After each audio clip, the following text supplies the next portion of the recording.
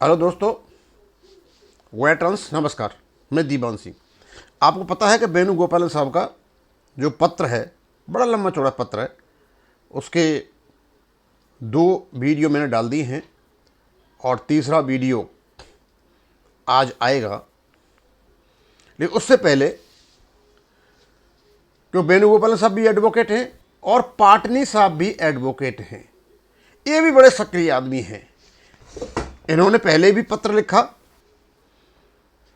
जो रजिस्ट्रार को लिखा था, जो 5 लाख रुपए इन्होंने फिलिस्तीन को दिए थे। इन्होंने फिर एक लेटर लिख मारा प्रधानमंत्री जी और माननीय राष्ट्रपति जी को, बैंक पेंशन अपडेशन के बारे में। अब मैं पढ़ के ही बता देता हूं। अब उसका मैं एक्सप्लेनेशन तो क्या करूं वकीलों का, क्योंकि वो तो स्वयं अपने आप में लॉ के भी जानकार हैं और बहुत सी चीज़ों के जानकार हैं। विषय: बैंक पेंशन अपडेशन रोकने की साजिश में लिप्त विभागीय अधिकारियों, यूनियन नेतृत्व व अन्य संबंधित व्यक्तियों की उच्च स्तरीय जांच, आपराधिक गठजोड़ और आय से अधिक संपत्ति की जांच कराए जाने हेतु मर्सी अपील। ये लिख दिया इन्हें प्रधानमंत्री और माननीय राष्ट्रपति को। ये लिखा है किसने? कमल पाटनी जी, जो एडवोकेट हैं रतलाम में, मध्य प्रदेश में। ये भी बैंकर हैं, वैसे एडवोकेट हैं।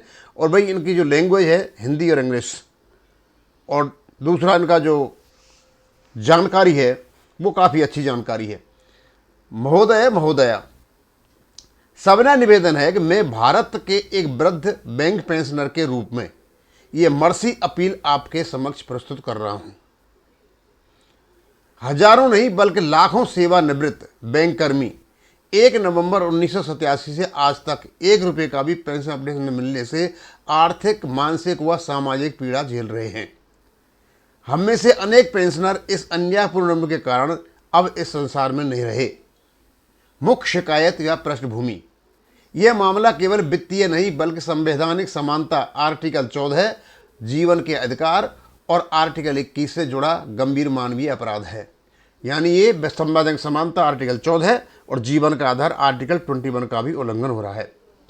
हमारे पेंशन अपडेशन का विषय बार बार टालने, रोकने और अनिश्चित बनाए रखने के पीछे एक संगठित और संस्थागत साजिश प्रतीत होती है। इस साजिश में कथित रूप से कुछ विभागीय अधिकारी, यूनियन प्रतिनिधि तथा बैंक प्रबंधन से जुड़े व्यक्ति शामिल हो सकते हैं, जिन्होंने अपने पद, प्रभाव और संपर्कों का दुरुपयोग कर निर्णयों को प्रभावित किया है।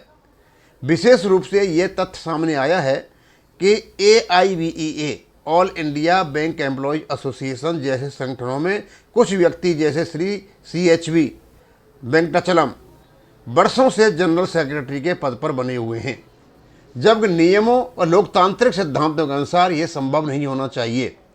ये लंबे समय तक पद पर बने रहना अंदरूनी साठगांठ, नियम उल्लंघन और लाभ के टकराव, कॉन्फ्लिक्ट ऑफ इंटरेस्ट की गंभीर शंका उत्पन्न करता है। क्या क्या बढ़ गया यार, लेटर लिखे, ऐसे लिखे जाते हैं लेटर। ये है इनकी क्या नाम है, वकीलों का वो। अतः निवेदन है कि आप कृपया इस विषय पर संज्ञान लेकर निम्न कार्रवाई निर्देश दें। क्योंकि वकील तो अपना एक पिटीशन बनाता है ना, पूरा का पूरा, सारी बात बताने के बाद अब इनको क्या लाभ चाहिए। कहते स्वतंत्र उच्च स्तरीय जांच समिति SIT CBI जांच गठित कर पेंशन अपडेशन रोकने के कारणों, व्यक्तियों और निर्णय प्रक्रिया की पूरी जांच कराई जाए।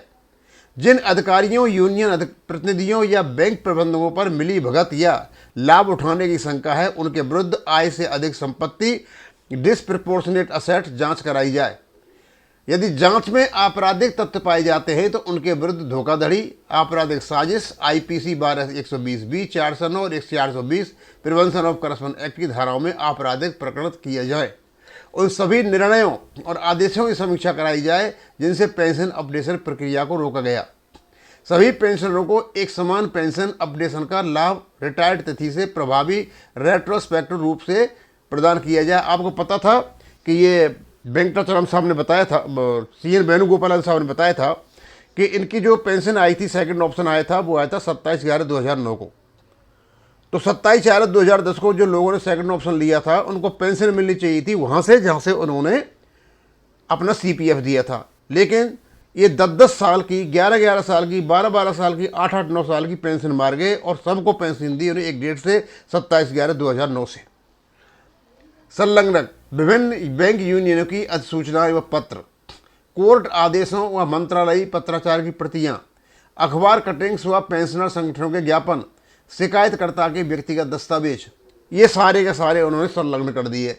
इस गंभीर संवैधानिक व मानवीय विषय पर तत्काल संज्ञान लें, उच्च स्तरीय जांच के आदेश जारी करें, पेंशनरों को न्याय, समानता, सम्मान दिलाएं। कमल पाटनी, 103 कॉलेज रोड, रतलाम, मध्य प्रदेश। और उन्होंने यहाँ फ़ोन नंबर भी दे रखा है।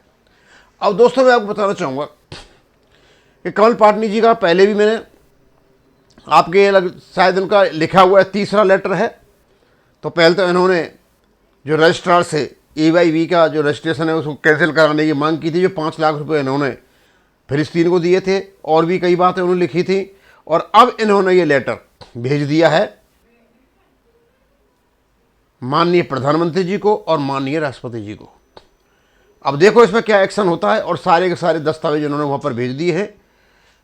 जो अपने से बन पड़ रहा है वो हम कर रहे हैं। अब ये जो मेरा वीडियो है ये 7 बजे आ जाएगा, और उसके बाद फिर 10 बजे